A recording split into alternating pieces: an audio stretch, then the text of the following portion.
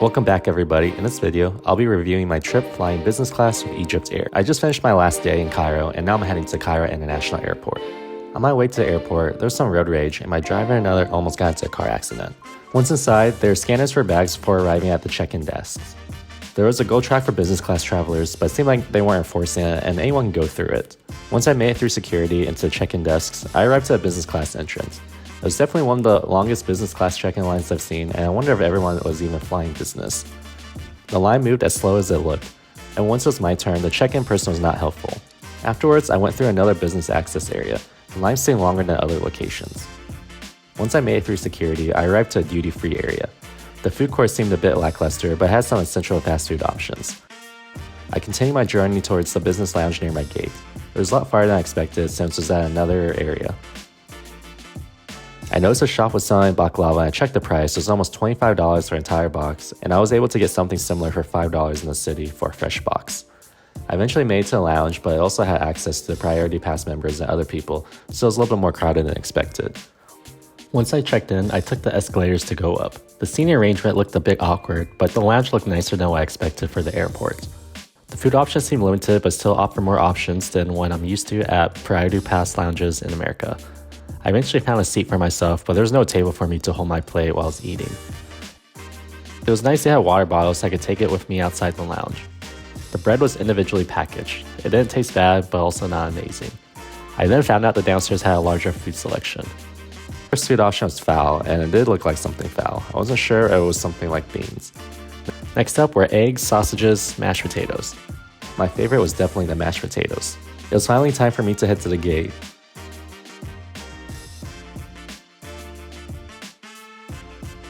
They did not board by groups, so everyone all approached at the same time. It was a bit disappointing having a business ticket with priority boarding, but the airline did not do anything about that. What was nice was that I received a separate entrance to board the front of the aircraft, which was where the business class seats were at. I was able to book this flight with Air Canada Miles. It cost only 20,000 points and 99 Canadian dollars for this business class flight, which I would consider is an amazing deal because normally a 5-hour flight in America would cost about 14,000 miles.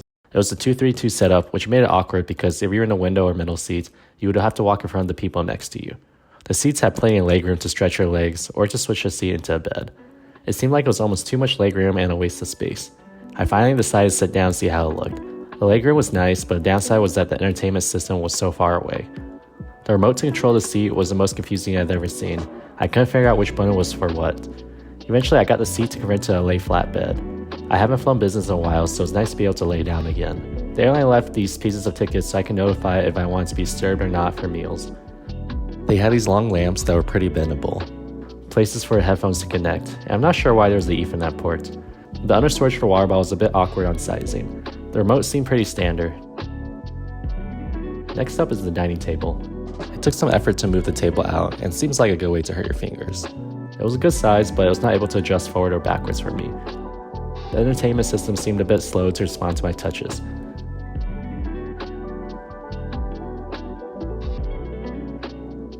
The movie selection was decent. I was then greeted with a hot towel and also received apple juice. They quickly collected my hot towel afterwards. I then discovered where the headphones were tucked away. The location was a bit awkward since I had to stand up and walk forward to grab it. This was the mini divider next to me that could slide forward and offer a little bit of privacy. I eventually received my blankets. It was a bit confusing why the seats weren't already prepared with the typical blankets and pillows for an international flight. I received a business class goodie bag. Let's see what's inside. Socks. I'm guessing one size fits all.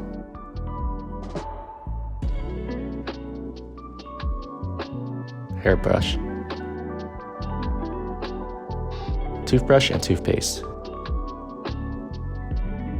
Earplugs, and a pen or a straw. The seatbelts didn't have any extra padding compared to the other airline's business class. It was crazy to see that I had almost 4 windows to myself. The seat was a bit too short for my feet, so I was a bit confused, but then I discovered you can control the bottom piece and make it longer. The crew seemed a bit behind and were still getting out items for all the seats. Eventually, it was finally time to take off.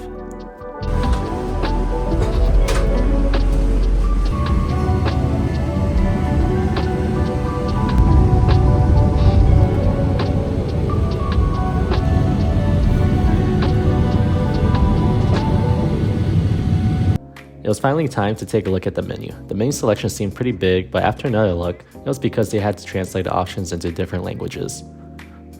The flight was finally over the ocean, and it's crazy how blue the ocean looks from the air. The first food item was a muffin with some nuts on it. It had a good texture to it and had good flavor. Eventually, a flight attendant set my table a tablecloth, but I was shocked to see how little effort was put into making sure it looked presentable. I had to fix it myself. I decided to order some ginger cinnamon tea and press the flight attendant button, but it took maybe 10 minutes before anyone responded. The first person forgot about my request, and I had to ask another person afterwards. The main food finally arrived. I opted for shrimp or rice. It came with a cheese platter, salad, and chicken salad. Time to try out the food. The shrimp had more flavor than I expected. Next up was the rice. It also had good flavor. The coconut was a good addition, and there was just the right amount of coconut pieces. I just received bread from the flight attendant. It seemed fresh and had a good sponge texture. I added butter to it before trying. The flavor was good, and I think they did a good job with the bread. Next up was the two different cheeses. The first one had a more sweet flavor. The second one had a more bitter flavor. Next up was some chicken salad. The chicken outside had good flavor. The dish itself seemed bland. And the final item was the salad. The block of cheese was good. It reminded me of cheese, but I forgot the name of it. I didn't try the salad. I finally completed my lunch, and it was time to rest. My ginger cinnamon tea finally arrived. I still can't get over how blue the water looks in the ocean. I then decided to check out the business class bathroom and see how it is. There was a few more lights on the mirror than I expected, which gave off a slight Hollywood vanity feel. The same kind of option to control the temperature of the water. One thing that kind of grossed me out is that the soap was in this bottle, and I had to grab the bottle to get more soap. Afterwards, I made it back to my seat. I noticed the ceiling has starlights, which was a nice touch I haven't seen on my flights yet. Here's how it looked with all the windows closed. I tried to watch a movie, but the screen was too far and too small for me to enjoy. After a quick nap, we finally arrived at Charles de Gaulle Airport in Paris. Thank you for watching. I hope you enjoyed. Don't forget to subscribe to me to see more travel content.